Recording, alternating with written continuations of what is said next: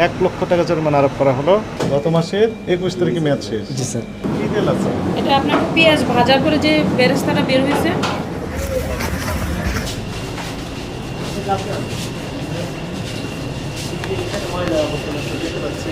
কত বছর ধরে করছে?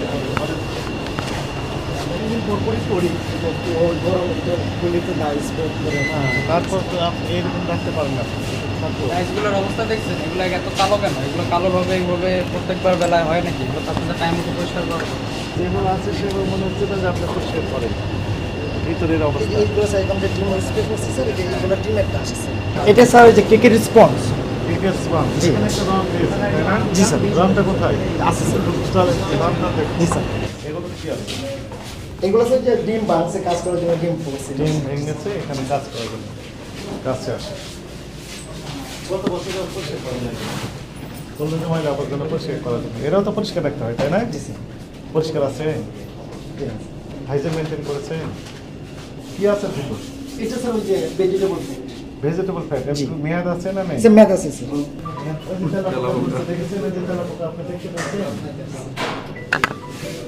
আপনি এখানে তেলাপোকা থাকবে কেন বলেন? এটা ভিতরে খোলেন দেখি কি অবস্থা ভিতরে। বিখ্যাত একটা ব্র্যান্ড, তাই না? ওই যে নিচেও আছে তেলাপোকা। পুরোটাই ওই পাশ দিয়ে বেড়াচ্ছে সব খোলা। খোলেন। ডিমের স্যার ডিম ওয়াশ করছে স্যার, ওই যে ডিমের কিছু ময়লা পড়ছে স্যার। ডিমের কিছু ময়লা এরকম ভাবে পড়ে আছে, তো ভয়ানক কথা। Very sad.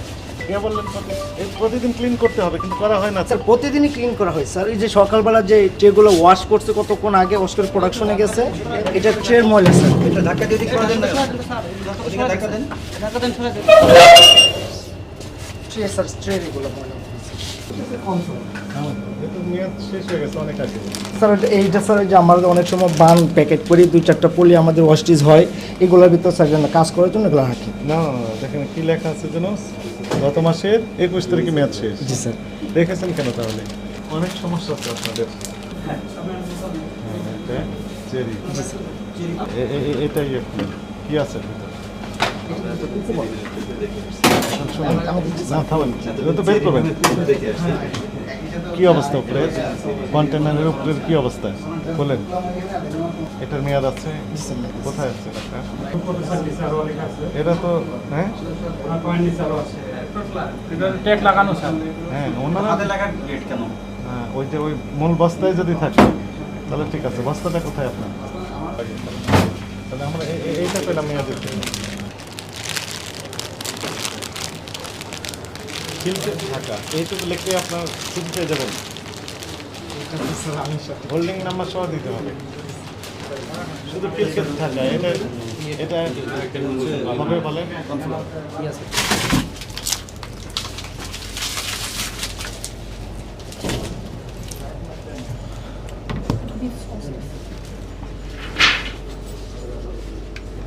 কোন কোম্পানি তৈরি এটা? এটা আপনি জার্মান বাজারে। হ্যাঁ, কোথায় তৈরি হচ্ছে? এটা এখানে তৈরি হয়, এটা রেডিমেড কিনা আনা হয়। এরকমই হ্যাঁ, ইম্পোর্টার কে? জার্মান বাজার। জার্মান ভাষা নিজে ইম্পোর্ট করেছেন। ঠিকানা কোথায় লেখা আছে এদের? এটা তো কোম্পানি। আচ্ছা আচ্ছা, হ্যাঁ ডিমগুলো এখানে রেখেছে। হ্যাঁ, মানে ডিম ভাঙার পরে এটা মেশিন দিয়ে আর কি এটা একটা মেয়নিজ তোলা হয়। বাজারে যে সসটা তৈরি করা হয় তার জন্য মেয়নিজ। এটা কি চিনি নাকি? এটা চিনি, কি চিনি এটা? বস্তার তীর চিনি, যেটা বস্তার। এই যে এটা তৈরি করে ওই জায়গায় রাখা হয়েছে। হ্যাঁ, আর ওই পলিথিনগুলোতে কি রেখেছে? না, এটা মেশিন পত্র এটা যে বাসপাতি। রানিং তো দোকানে দিতেছে প্রতিদিন, এটা প্রতিদিন আস্তে আস্তে এগুলো কি করে আসে। এগুলো কি? ফোন করতেছিল ওই টাইমে রানিং অবস্থা, আপনারা আসছেন, ওনাদের টাকার পর ওনারা চলে গেছে সবাই বাহিরে। এবং তেলাপোকা আছে আপনি দেখেছেন? অনেক অনেক তেলাপোকা রয়েছে। খোলা রাখলে তো তেলাপোকা পলিথিনের ভিতরে কি রেখেছেন? বাটির মুখ যেন তো ভাবে রেখে দিয়েছেন। দেখেন এগুলো তো ময়লা দেখা যাচ্ছে। এটা হলো কি আপনার যে মানে মহিলা মানুষ রেগুলার অনেক রসুন বাঁচা লাগে, তো বাঁচতে গেলে এগুলো ভিতরে দিয়ে তারপরে বাড়িতে আদা বা রসুন একটু শুকলা করা হয়, তারপরে এটা দেয়। এর ভিতরে কি রেখেছেন? তেঁতুল এটা নষ্ট হয়ে গেছে, সমস্যা নেই। রেখেছেন কেন? দেখার জন্য। তেঁতুল তো গন্ধ বের হচ্ছে না? না, তেঁতুল তো এরকমই টক একটা গ্রাম তো আসবেই। ফ্রিজ তো নষ্ট। ফ্রিজে তো এটা তো কোনো কাজ হয় না, আর এগুলো তেঁতুল তো বাইরে থাকলেও সমস্যা নেই, এই কারণে রাখা। বন্ধ করে রেখে দিয়েছেন। লাইন দেন। লাইন কাজে লাগবে, তেঁতুল তো বাইরেই। একটু বের করুন।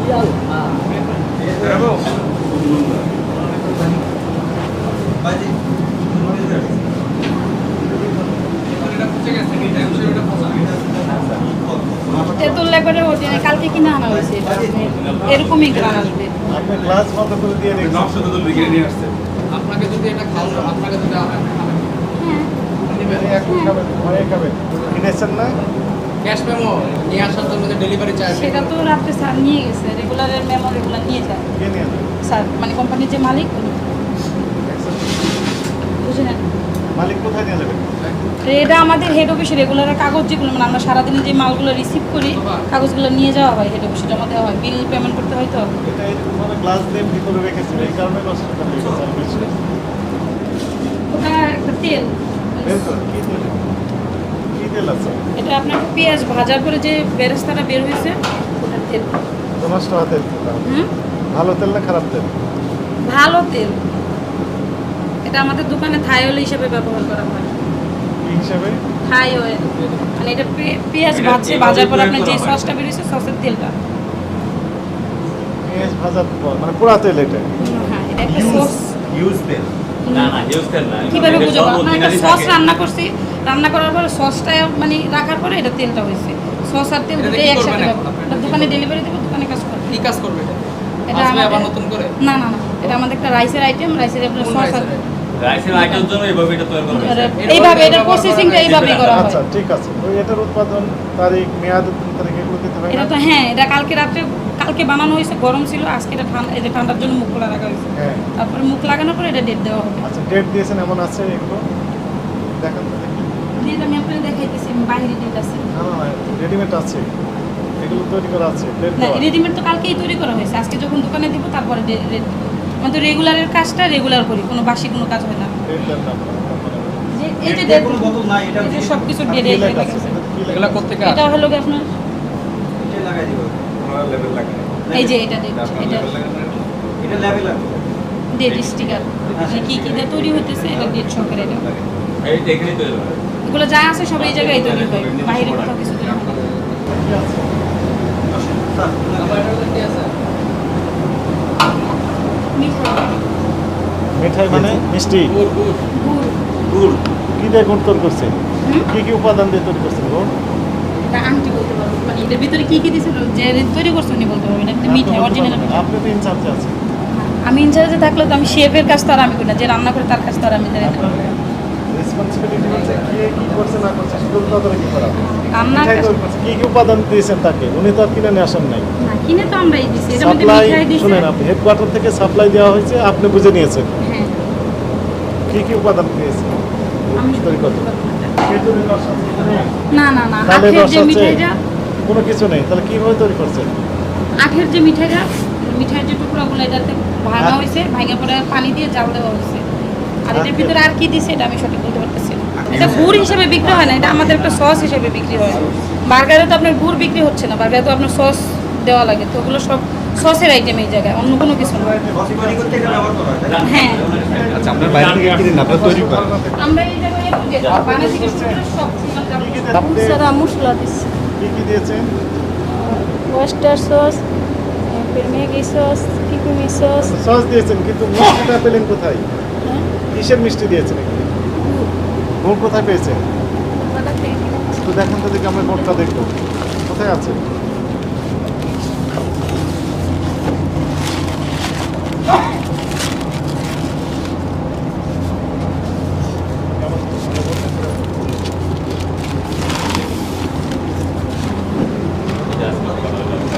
কোন মিষ্টি?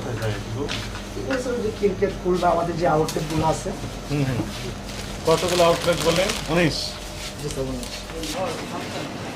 ফুড ইন্ডাস্ট্রির জন্য এই কারখানা অ্যাপ্লিকেবল না। এখানে ঝকে ঝকে তত্ত্বকে থাকবে এবং কর্মচারীর জন্য আসবেন বাইরের ড্রেস এইখানে নতুন ড্রেস পরবেন, অ্যাপ্রন, হ্যান্ড গ্লাভস, মাস্ক, এই যে ক্যাপ, কথা বলছেন, এবং নতুন একটা স্যান্ডেল এইখানে পরবেন, পুরাতনটা রেখে যাবেন। হাইজেন মেনটেন করতে হবে তো। ম্যানেজার সাহেবকে এই যে সাদা আপনি আপনি লেখাপড়া কোন বিষয়ে? জি, ম্যানেজমেন্ট। ফুড ইন্ডাস্ট্রি সম্পর্কে আপনার আইডিয়া আছে? কোনো ডিগ্রি আছে কিনা? নেই, কোনো ডিপ্লোমা ডিগ্রিও নেই, মানে এই সম্পর্কে লেখাপড়া নেই তার।